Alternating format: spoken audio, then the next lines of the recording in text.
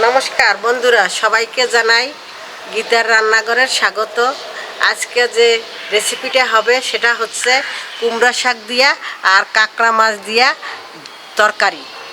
আপনারা দেখুন আমি কিভাবে করি, কিভাবে রান্না করি। আর আমার এই তো ক্ষেত, এই যে নিজে হাতে লাগানো কুমড়ো গাছ, এই কুমড়ো গাছ থেকে এখন ডগা ছিঁড়ে নিয়ে আমি এখন রান্না করব। সৈকত, শাকটা কেটে নিয়ে তো এখানে জল হয়ে গেছে, এখানে জল হয়ে গেছে, তাই ছেলেকে বলছি, ছেলে কেটে নিয়ে আসতেছে। জল হয়ে গেছে এখানে, তো জলে এখানে কুমড়ো শাক, এই যে ডগাটা খুব ভালো রয়েছে, তাই ডগাটা আমি আগে কেটে নেব। জল তো হয়ে গেছে, বৃষ্টি হয়েছে, জল নয় আর হবে কি করে, পারবে কি করে? আজকে বেশি করেন তাহলে তারপরে এটা কাটো মা, এখান থেকে কাটি।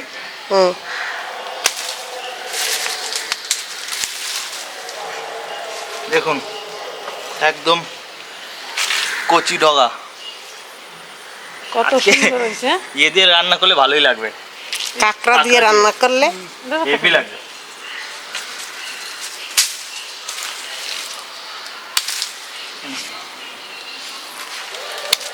আর লাগবে না, এটা হয়ে যাবে দেখি।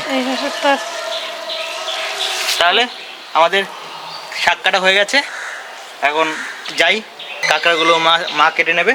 তো কি করে কাঁকড়া কাটতে হয় আপনারা আমাদের সাথে থাকুন, দেখুন পুরো ভিডিওটা।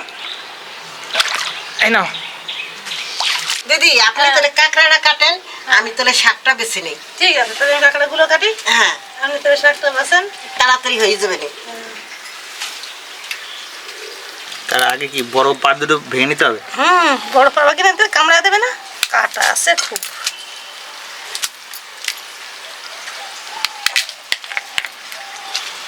জলে দিলা কেন?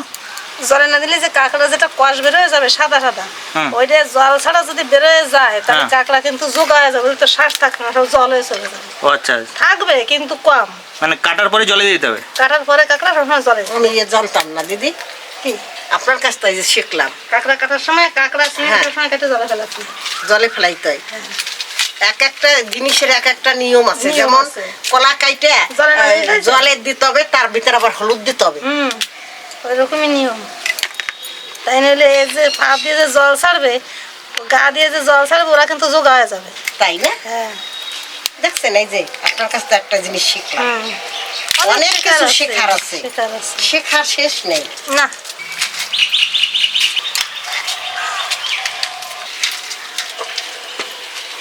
আজকে হচ্ছে কুমড়ো শাক, আজকে কুমড়ো শাক আর কাঁকড়া দিয়ে তরকারি।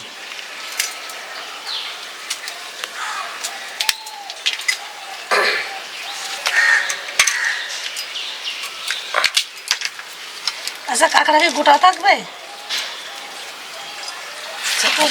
কি করবো, কাঁকড়া কাটতেও দেরি লাগবে, কুমড়ো শাক কাটতেও দেরি লাগবে, আস্তে আস্তে। শুধু খেতে টাইম কম লাগবে। হ্যাঁ, খেতে টাইম কম লাগবে। ঘিলোটাকে আলাদা করে ওইখানটা রেখে দিয়েছো? তাহলে আমাদের কাঁকড়া আর শাক কাটা বাছা সব হয়ে গেছে, এখন রান্না করতে শুরু করে দেবে। আমি কাঁকড়ায় হলুদ দিয়ে দিচ্ছি, নুন দিয়ে দিচ্ছি। আমি এখন কড়াইতে সরিষার তেল দিয়ে দিচ্ছি।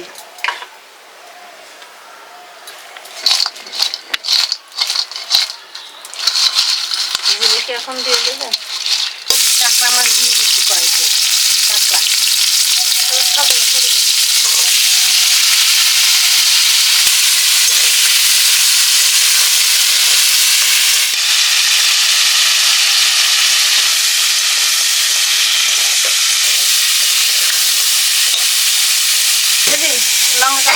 সব গোটা হয়ে গেছে, রান্না করে বাচ্চা ঘরে বসে। আচ্ছা, তাড়াতাড়ি ভাতটা রান্না করে নিয়ে এসে।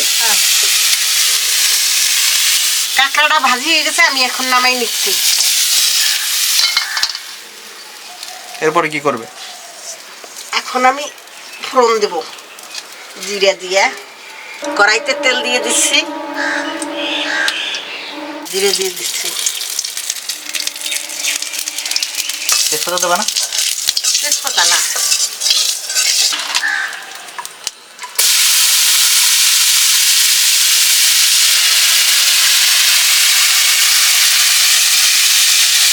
ডাটাগুলো আগে দিলে কেন? ডাটাগুলো চটকে তো। লঙ্কা দিয়ে দিচ্ছি,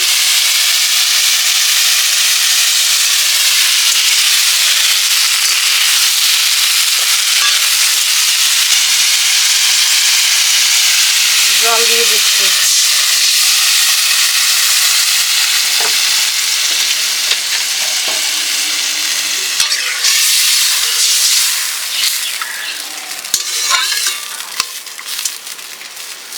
হলুদ দিয়ে দিচ্ছি তরকারিতে, নুন দিয়ে দিচ্ছি।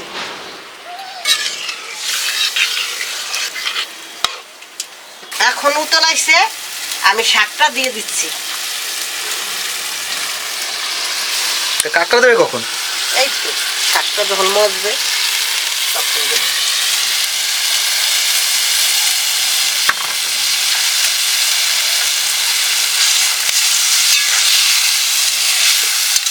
এখন আমি কাঁকড়াটাকে দিয়ে দেবো।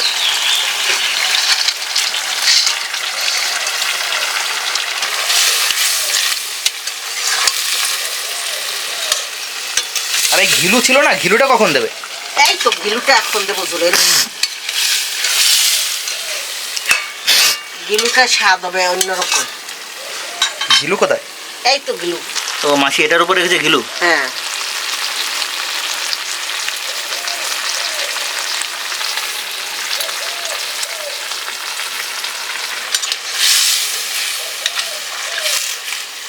দেখতে তো হেভি হয়েছে।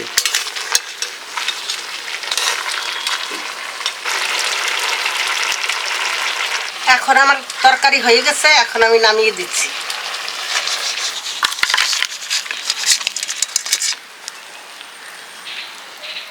আমার রান্না হয়ে গেছে, এখন খাবারের ব্যবস্থা করি।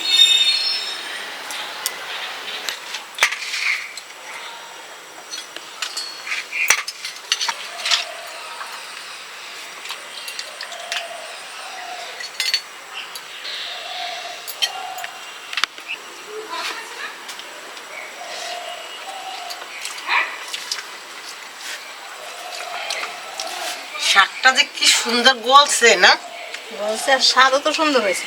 সার নেই স্বাদ কিছু ছাড়া না, কত জিনিস স্বাদ, না। কত ভালো না, হুম। আর গলিছেও সুন্দর।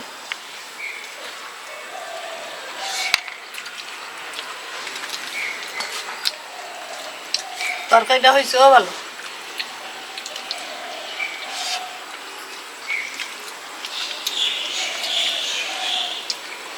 বন্ধুরা, আমার ভিডিওটা ভালো লাগলে আমার চ্যানেলটাকে সাবস্ক্রাইব করবেন আর কমেন্ট করে জানাবেন আমার ভিডিওটা কেমন লাগলো। ভালো থাকেন, সুস্থ থাকেন, আবার দেখা হবে পরের ভিডিওতে।